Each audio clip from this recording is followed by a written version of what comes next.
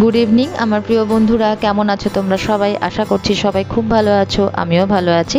আমার চ্যানেলের নতুন একটি ব্লগে তোমাদের সবাইকে আরও একবার স্বাগত জানাই। ঘড়ির কাঁটায় এখন বাজে সন্ধ্যে 6:30 আর তোমাদেরকে সঙ্গে নিয়ে আজকের ব্লগটা আমি এখন থেকেই শুরু করলাম। তোমাদের সবার কাছে অনেক অনেক অনুরোধ রইল ব্লগটি প্রথম থেকে শেষ অবধি দেখার জন্য। আর দেখো, ঘুম থেকে মেয়ে উঠে গেছে, আমি তো অনেকক্ষণ আগে উঠে গেছিলাম, তো জানলাগুলো খুলে দিলাম। আজকে তোমাদের দাদাভাইও বাড়িতে আছে। আমাদের আজকে রাত্রেবেলাতে বিয়ে বাড়ির নেমন্তন্ন আছে, তো সেখানেই যাব। তো তাড়াতাড়ি রেডি হতে হবে, তবে মেয়েকে খাইয়ে নিয়ে বেরোবো একবার, আর রাতের খাওয়াটা এসেই খাওয়াবো। আজকে না প্রচণ্ডই গরম, তো আমরা এখানে রেডি হয়ে বিয়ে বাড়িতে চলে এসেছি। দেখো এতটাই গরম পড়েছে, মানে এক জায়গাতে দাঁড়িয়ে থাকা যাচ্ছে না, প্রচণ্ড ঘাম হচ্ছে। আর সব থেকে বড় ব্যাপার হচ্ছে যে এক ফোঁটা হাওয়া নেই জানো তো বাইরে। তবে এটা খুব কাছাকাছির মধ্যে বিয়ে বাড়িটা ছিল, তো তাই একটু আসতে পারলাম, নয়তো যা গরম, এই গরমে বাড়িতে বসে থাকাই ভালো জানো তো। তো খুবই চেনাশোনার মধ্যে না আসলে নয়, সেই কারণে এলাম, আর কাছাকাছি ছিল তাই। তো এই যে এখন ঢুকে গেছি রিসেপশন, মানে ভেন্যুতে আর কি। রিসেপশন অ্যাকচুয়ালি নয়, ওর আজকে বিয়ে। তো যেখানে মানে যার আজকে বিয়ে, ওরা না কিন্তু মুসলিম, তো ওদের বিয়েটা দুপুরেই হয়। তবে আমি জানি না এখানে কখন হয়েছে, আমাদের রিসেপশন মানে অনুষ্ঠানটা রাত্রেবেলাতেই ছিল, তো সেই কারণে আমরা গেছিলাম। তো দেখো এখানে ডেকোরেশনটা খুব সুন্দর করেছে, খুবই সুন্দর করে ভেতরে সাজিয়েছে, খুবই ভালো লাগছিলো দেখতে। এই জায়গাটা একটা পিকনিক স্পট, এটা কিন্তু কোনো লজ নয়, তো পিকনিক স্পটটাই ওরা ভাড়া নিয়েছিল বিয়ের দিনের জন্য। আর এখানে দেখো পিকনিক স্পট বলে ভেতরে বাচ্চাদের না বিভিন্ন খেলারও জায়গা রয়েছে। তো মেয়েরও বেশ উঠতে ইচ্ছা করছিল। আর এখন চলে এসেছি বরের কাছে। এই যে বরকে এখানে বসিয়ে রেখেছে, তবে বরের মুখ দেখতে পাইনি, কারণ সামনেটাতে অনেকই লোক ছিল, আর বর মুখে ঢাকা দিয়ে রেখেছিল একটা রুমাল দিয়ে।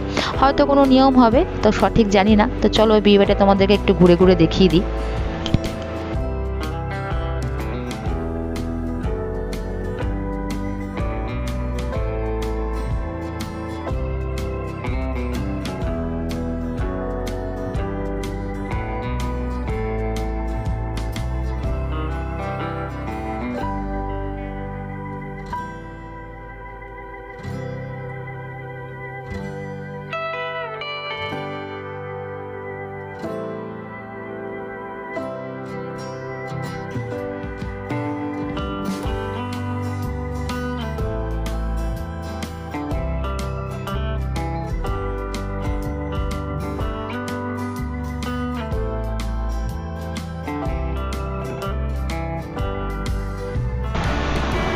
আর এই দেখো আমি কেমন লাগছিল আমাদের তিনজনকে অবশ্যই জানিও কমেন্টস করে।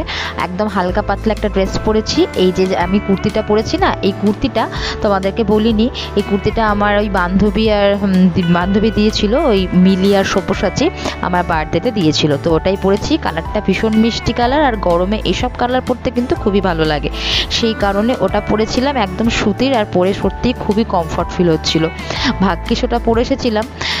সেই কারণে মানে এতটাই গরম লাগছিল, মানে তোমাদেরকে বলে বোঝাতে পারবো না। আর এই যে কনের কাছে চলে এসেছি, কনে খুবই মিষ্টি, ও মানে খুবই মানে মিশুখে আর খুবই মিষ্টি একটা মেয়ে। তোর সাথে কথা বললাম, ওরই আজকে বিয়ে।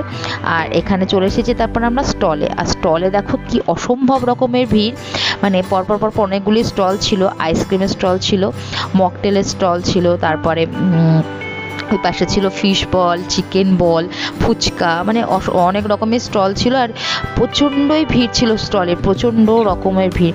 তো তারই ফাঁক দিয়ে আমি এক পাশে জায়গা করে করে চলে গেছিলাম সোজা চিকেন বলের কাউন্টারে। এই যে এখন চিকেন বলটা ম্যাডামের কাছ থেকে নিচ্ছি, সামনে যিনি দাঁড়িয়ে আছেন উনিই দেবেন আমাকে। তো এই দেখো নিয়েছি হাতে, আর নিয়ে চলে এসেছি তোমাদের দাদাভাইয়ের কাছে। তোমাদের দাদাভাই আর আমি খেয়েছি। আর এই দেখো মেয়েকে আইসক্রিম দিলাম, মেয়েকে তো ওটা দেবো না, সেই কারণে মেয়েকে একটা আইসক্রিম দিয়েছিলাম। তবে আমি না ওকে একটা শুকনো ফুচকা হাতে দিয়েছিলাম। ওর বাবাই যে ওকে আইসক্রিমটা এনে দিল, ও ফুচকাও খায় জানো তো, মানে আলু ছাড়া কি শুকনো একটা ফুচকা। যেই ও আইসক্রিমটা দেখলো, ফুচকাটাকে ফেলে দিয়ে আইসক্রিমটা খেতে শুরু করে দিল। আর এখন চলে এসেছি, একটু সব বন্ধু বান্ধবরা রয়েছে, তো সবার সাথে একটু কথা বলছে। আর এই দেখো এই যে সামনে যার সাথে মেয়ে যাচ্ছে, ও কিন্তু আমাদের বন্ধু, আমাদের ক্লাস ফ্রেন্ড। তোমাদের দাদাভাই তো মানে ক্লাসমেট, অ্যাকচুয়ালি আমাদের স্কুল ফ্রেন্ড। তো তোমাদের দাদাভাইয়ের তো অনেক ছোটোবেলারই বন্ধু। আর এই দেখো ওর ছেলে ওটা। আর এই যে আমার মেয়ে এখন ওকে গিয়ে হাম্পি করে দিচ্ছে, আর এই যে আইসক্রিম খাচ্ছে দেখো। আর ও এসেছে আমার মেয়েকে হাম্পি করতে। খুব ভালো লাগছে দেখে, ছোট ছোট দুটো পুচকি। ও আমার মেয়ের থেকে 5 মাসের ছোট আর কি। ও হয়েছে ডিসেম্বরে, আর আমার মেয়ে হয়েছিল জুলাইতে সে বছরই, আর ও হয়েছিল সে বছরই ডিসেম্বরে। এই যে ওর নাম হচ্ছে আরফান। তো এখন ফিশ বলটা আমাদের এতই ভালো লেগেছে, এতই ভালো লেগেছে, আমি আবার চলে গেছিলাম ফিশ বল আনতে। খুব সুন্দর বানিয়েছিল স্টার্টারটা। আমরা চিকেন বলও খেয়েছি, তবে চিকেন বলের থেকেও না ফিশ বলটা অসম্ভব সুন্দর লাগলো খেতে। তো সেই কারণে আবার ফিশ বল নিয়ে এলাম। তো তোমাদের দাদাভাই বুঝতে পেরেছে যে আমার খুব ভালো লেগেছে, আর আমি বারবার করে খেয়েই যাব, সেই কারণে আর লেট করেনি। তো আমরা এখানে একটু কথা টথা বলে একটু সেলফি নিয়ে আমরা সোজা চলে গেছিলাম খাওয়া মানে খেতে আর কি। তো এই দেখো আমি এখন দাঁড়িয়ে দাঁড়িয়ে ফিশ বলটা খাচ্ছি, তোমাদের দাদাভাই ওখানে ফটোশ্যুট করছে, তো আমি এখানে খাচ্ছি। খুবই ভালো বানিয়েছিল। আর যে মেয়ে কিন্তু পুরো আইসক্রিমটা শেষ করে দিল। আমি কিছু বলছি না, কারণ এখন যদি আমি ওকে আইসক্রিমটা নিই তো এখন বিশাল বায়না শুরু করবে, কান্না জুড়ে দেবে, সেই কারণে। তবে জানো তো, আইসক্রিম বাচ্চাদেরকে আইসক্রিম দেওয়ার পরে বা ঠান্ডা জাতীয় কোনো জিনিস খাওয়ানোর পরে যদি একটু জল খাই দাও না, প্লেন জল, তাহলে কিন্তু ওদের ঠান্ডাটা কম লাগে। আর বৃষ্টিতে স্নান করলেও তাই, বৃষ্টিতে স্নান করার পরে যদি আমরা এমনি নর্মাল জলে একটু স্নান করে নিই পরে, তাহলেও কিন্তু ঠান্ডা লাগে না। আর আইসক্রিমটাও তাই, মানে কম লাগে বলতে কি, লাগে না, না লাগার চান্সটাই কম থাকে আর কি বাচ্চাদের। তো সেই কারণে মেয়ে আইসক্রিম খাওয়ার পরে মেয়েকে একটু প্লেন জলও খাইয়ে দিয়েছিলাম, যাতে ওর ঠান্ডাটা না লাগে। আর এই যে এখন একটা জায়গায় ফাঁকা পেয়েছে, যেহেতু এটা পিকনিক স্পট, এরকম বাচ্চাদের এরকম না বসার জায়গা করা রয়েছে। তো ওখানেই এখন মেয়েকে উঠিয়ে দিয়েছে ওর বাবাই। আর এই দেখো ঘুরছে, ওর বাবাই ধরে আছে, ভয় লাগে জানো তো, মানে বাই চান্স যদি পড়ে যায়। আর এক হাতে আইসক্রিমটা কিন্তু ছাড়েনি, এক হাতে আইসক্রিম আর এক হাতে ও ওইটাকে ধরে রেখেছে দেখো।